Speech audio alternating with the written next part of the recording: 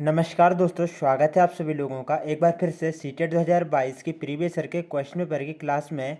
तो दोस्तों आप सभी लोगों को तो पता ही है कि हम लोग जो है ना बस सब्जेक्ट बाय सब्जेक्ट जो सीटेट के प्रीवियस ईयर के क्वेश्चन पेपर है ना उनको सॉल्व कर रहे हैं।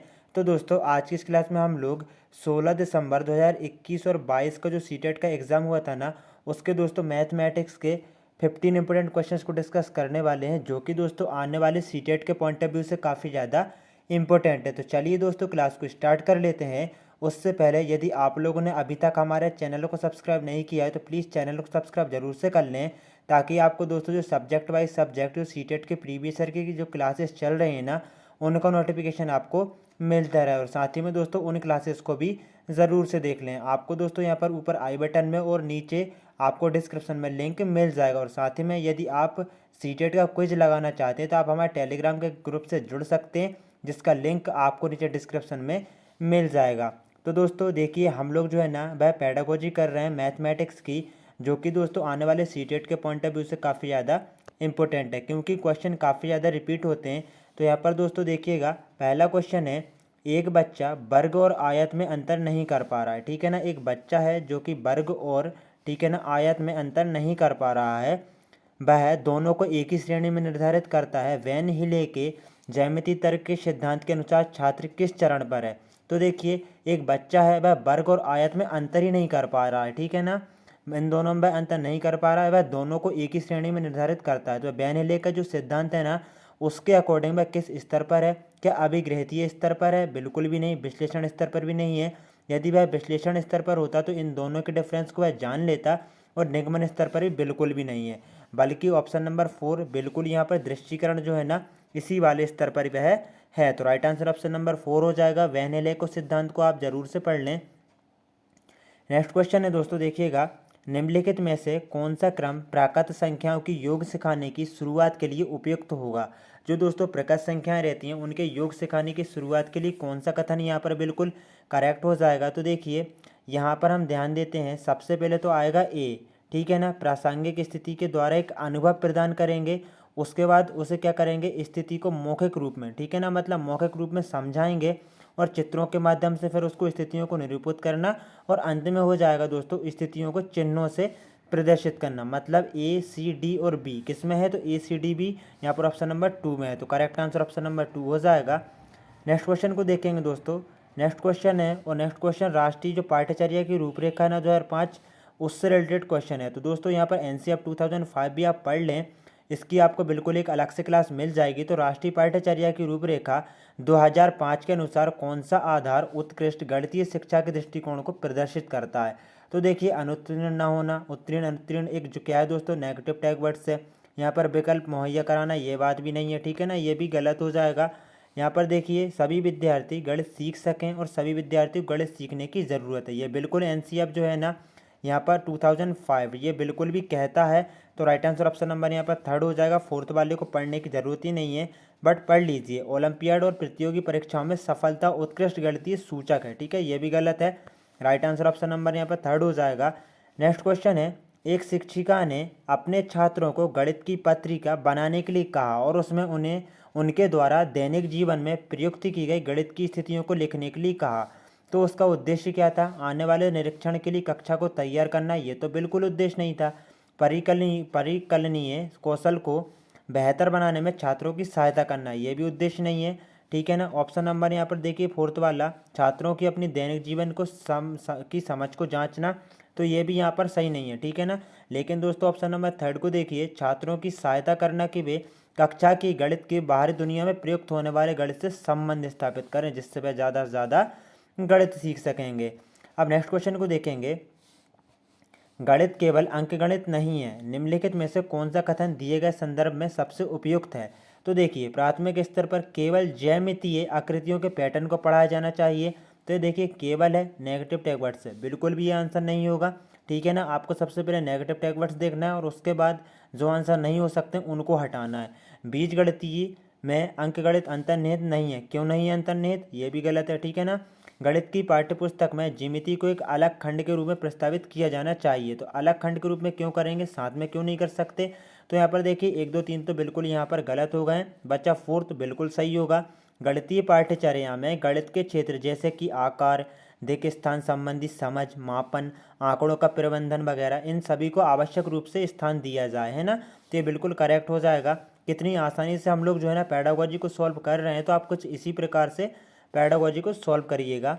निम्नलिखित में से जो डीन्स रहता है ना, डीन्स ब्लॉक का प्रयोग करके किन अवधारणाओं को नहीं पढ़ाया जा सकता है। तो देखिए, डीन्स ब्लॉक के माध्यम से घटाव, योग और संख्याओं और स्थानीय मान वगैरह पढ़ा सकते हैं, लेकिन प्रायिकता को नहीं पढ़ा सकते हैं। तो राइट आंसर ऑप्शन नंबर यहाँ पर कौन सा हो जाएगा? 2 हो जाएगा।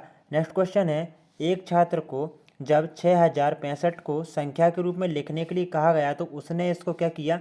665 लिख दिया है। ठीक है, कितना? 665 लिख दिया है। इस प्रकार की त्रुटि हुई, क्यों हुई? छात्र को संख्याओं की समझ नहीं है क्या?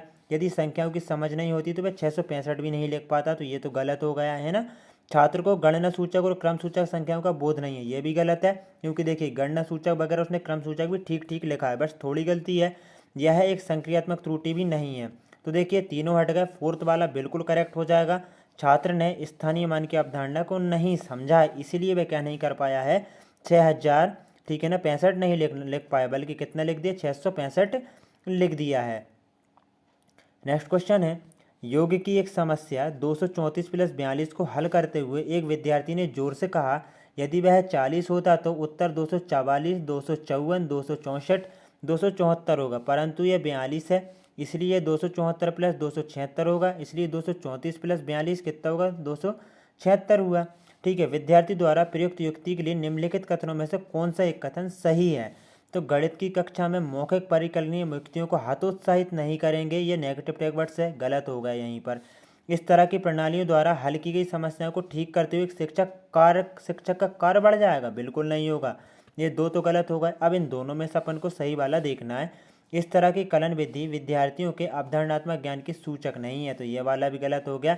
ऑब्वियसली बिल्कुल यहाँ पर ऑप्शन नंबर 4 यहाँ पर सही हो जाएगा, क्योंकि दोस्तों 3 तो कट गए हैं। गणित में अनौपचारिक रणनीतियों का उपयोग एक शिक्षक को बच्चे की अवधारणात्मक, ठीक है ना, मस्तिष्क से संबंधित जो समझ रहती है ना, उस प्रक्रिया को जानने में सहायता करता है। तो राइट आंसर ऑप्शन नंबर 4 हो जाएगा। नेक्स्ट क्वेश्चन है, कुछ छात्रों में भागफल और शेषफल शब्दों के साथ उलझन, जिसको भ्रांति बोला जाता है, छात्रों में इस प्रकार की उलझन को दूर करने के लिए निम्नलिखित में से कौन सी नीति सबसे ज़्यादा उपयुक्त है? तो देखिए यहाँ पर सबसे ज़्यादा जो उपयुक्त है ना, वह है ऑप्शन नंबर 3। बाकी की आप पढ़ लेना। मूर्त पदार्थ मतलब जो हम उनको छू सकते हैं, देख सकते हैं, उनका प्रयोग किया जाए और छात्रों को कहा जाए कि वे इनसे भिन्न प्रकार के समूह बनाएं और समूह की संख्या और समूह के बाहर की वस्तुओं का निरीक्षण करें। तो इससे क्या होगा दोस्तों, जो क्वेश्चन में जो लिखा हुआ है ना कि शेषफल, भागफल इन सभी की उलझनों से दूर हो जाएगी। आगे देखेंगे। नेक्स्ट क्वेश्चन है दोस्तों, निम्नलिखित में से क्या योगात्मक मूल्यांकन की विशेषता नहीं है? पूछा गया है। आपको क्वेश्चन को ध्यान से पढ़ना है, नहीं है कि हाँ चक्कर में दोस्तों हाँ पढ़ लिया जाता है और गलत कर दिया जाता है ना। आप क्वेश्चन से ज़रूर से अच्छे से पढ़ें क्वेश्चन को।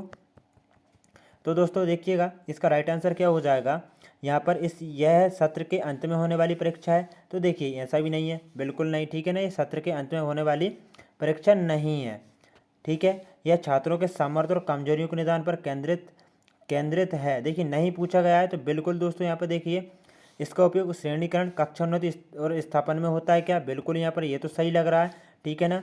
यह उत्पादन अनुकूलन है, ना कि प्रक्रिया अनुकूलन, ये भी ठीक लग रहा है, ठीक है। और यहाँ पर देखिए दोस्तों यह इसका उपयोग श्रेणी, कक्षोन्नति, ये हो गया, यह सत्र के अंत में होने वाली परीक्षा, ये ठीक है।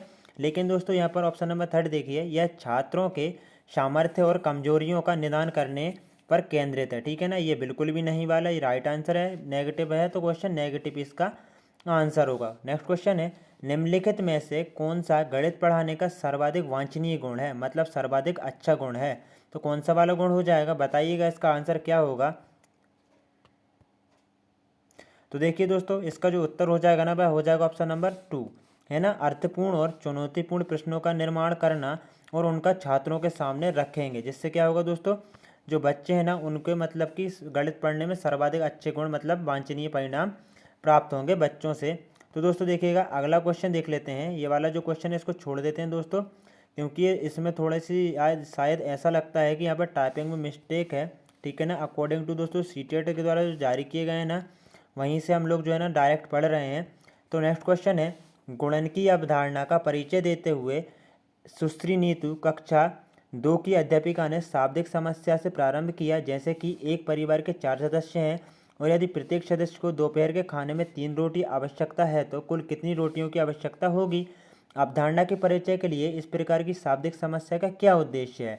क्या बच्चों के संचरण कौशल में वृद्धि करना, बिल्कुल भी नहीं। ठीक है ना, ना तो ये होगा ना ही ये वाला होगा, बल्कि राइट आंसर ऑप्शन नंबर 2 हो जाएगा। वास्तविक जीवन की परिस्थितियों को गणितीय समस्याओं से संयोजन करने के सामर्थ्य को विकसित करना। देखिए क्या होगा, वह रोटियों के बारे में मतलब कि 4 सदस्य हैं, वह वास्तविक तौर पर देखेगा और उसको गणित से रिलेटेड करेगा, कैलकुलेट करेगा बच्चा, तो ठीक है ना, तो वह गणित आसानी से सीख सकेगा। तो राइट आंसर ऑप्शन नंबर 2 हो जाएगा। नेक्स्ट क्वेश्चन को देख रहे हैं, निम्नलिखित में से कौन से गणित की प्रकृति के अनुसार सही है। तो देखिए गणित की अपनी भाषा, ये सही है। गणित की अवधारणा मूर्त होती है, किसी भी गणितीय समस्या को केवल एक हल होता नहीं है, तो बी वाला बिल्कुल यहाँ पर कट जाएगा। ए सी जिसमें वह करेक्ट है, तो ऑप्शन नंबर 2 में ए सी है, ये करेक्ट हो जाएगा। आज की क्लास का अंतिम क्वेश्चन को देख रहे हैं हम, दृश्यीकरण और प्रदर्शन प्राथमिक स्तर पर शिक्षण में सुनिश्चित की जाने वाली महत्वपूर्ण प्रक्रियाएं हैं, क्योंकि ठीक है ना, तो बताइएगा ये शिक्षक के काम को आसान बनाते हैं, ऐसा नहीं है, गलत हो गया। गणित में अधिगम के मूल्यांकन का यही एकमात्र तरीका और नहीं है क्या, ये भी गलत है। प्राथमिक स्तर पर केवल नेगेटिव वर्ड्स, गलत हो गया। उच्च गणित में बीजगणित और ज्यामिति को पढ़ाने के लिए निहितार्थ है, बिल्कुल ऑप्शन नंबर 1 करेक्ट हो जाएगा। देखिए हम लोगों ने पेडागोजी कितने अच्छे से सॉल्व कर लिया है। और यहाँ पर दोस्तों इस वाले क्वेश्चन को देखिए, इस वाले क्वेश्चन को हम जो है ना वह बाद में इसको देखेंगे, क्योंकि दोस्तों इसको यहाँ पर थोड़ा चेक करना पड़ेगा कि ये सही है या मिसप्रिंट हुआ है। लेकिन दोस्तों देखिएगा हम इसको बाद में ज़रूर से कर लेंगे। और साथ ही में आपको यहाँ पर मैराथन क्लासेस भी मिलने वाली हैं। इन सभी के सभी जो क्वेश्चन है दोस्तों, इनको आप अच्छे से पढ़ लें, कम से कम 2 से 3 बार जो क्लास है ना उसको रिपीट करें, और साथ ही में दोस्तों अच्छे से समझें, क्योंकि ये जो क्वेश्चन है ना ये एग्जाम में रिपीट होते हैं। बाकी की दोस्तों आपको मैराथन क्लासेस यदि चाहिए तो आप हमें कमेंट बॉक्स में बता सकते हैं। जय हिंद दोस्तों, वंदे मातरम। मिलते हैं एक और न्यू क्लास में।